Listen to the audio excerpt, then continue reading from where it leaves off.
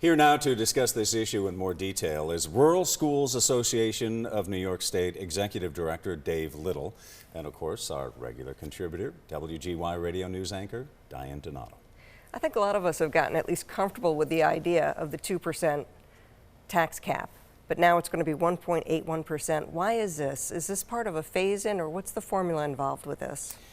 When New York State instituted their tax levy cap, it's not a cap on the rate, it's a tax on the amount that the school district can raise. Massachusetts had a 4% cap. So New York State said, we'll do you one better, we'll do half of that, we'll make it 2%. And in addition to that, we'll tie it to the consumer price index. So it's actually the lower of 2% or the consumer price index. Now, my point has always been schools don't pay consumer prices for things. They have costs that are not consumer costs, but that's how the state has set it up. So if the consumer price index is 1.8%, that's your tax cap. So, Mr. Little, it's my understanding that the tax cap, the ability of the school district to raise money locally, is most impacted on rural school districts that you represent. Why is that? Why is there a difference between the large city upstate districts and the rural school districts? Well, the construct is such that it's all based in New York State, unlike other states, that the state pays about 2/3 of the cost of public education. Right. In New York, it's reversed, and localities pay about 2/3 of the cost of public education.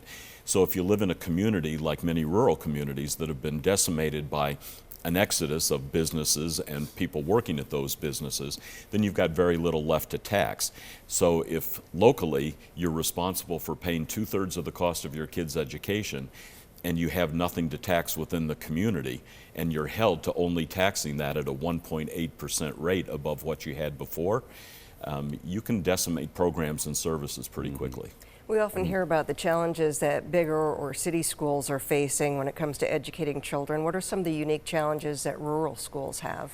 I think one of the most unique challenges, and we could take a much longer period of time talking about how hard it is for rural schools to get teachers and how hard it is for them to have the programs and services needed for their kids to compete with kids who have advanced placement courses and dual enrollment college courses and international baccalaureate programs and things that make them very competitive when they get in school.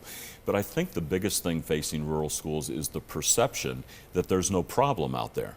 The perception with rural schools, particularly within state government, is there's no problem. They graduate almost all of their kids. So let's focus on Rochester or Buffalo that has a tough time graduating half of their kids. What you don't recognize is that after kids get out of school in rural schools, 3/4 of them, 75%, never finish even a 2-year degree, let alone a 4-year degree after that. So we really lose them. There's a crisis that would be front page news if it were happening anyplace else.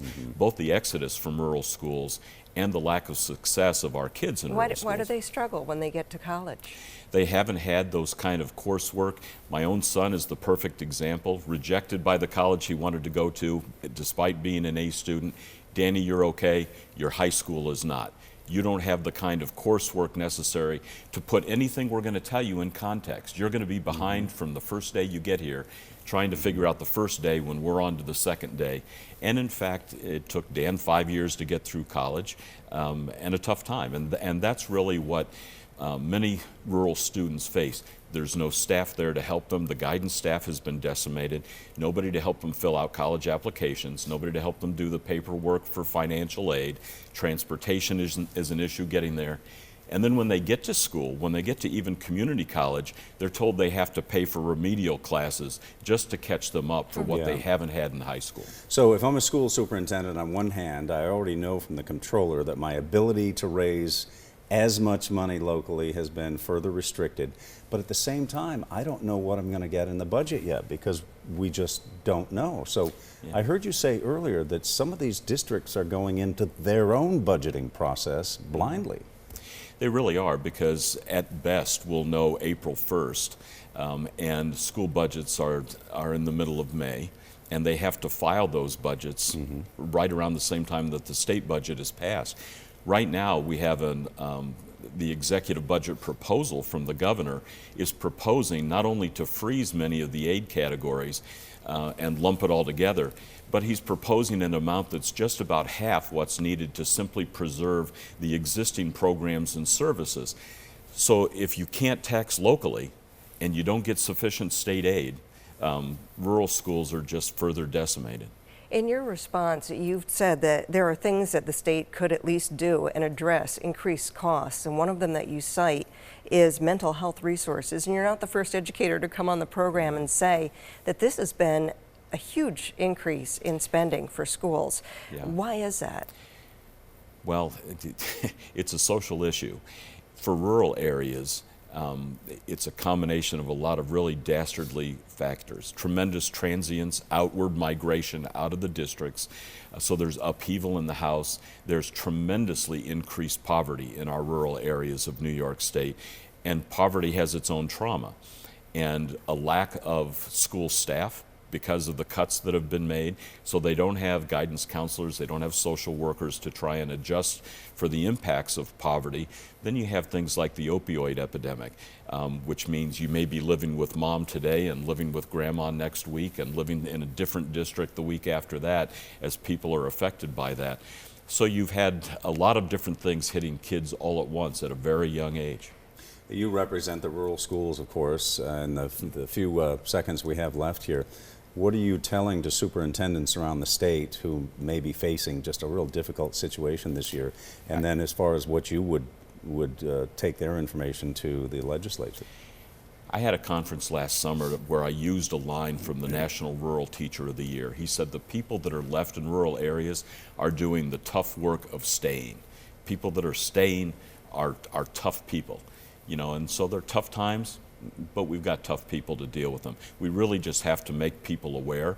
Our state leaders are all south of the Tappan Zee Bridge.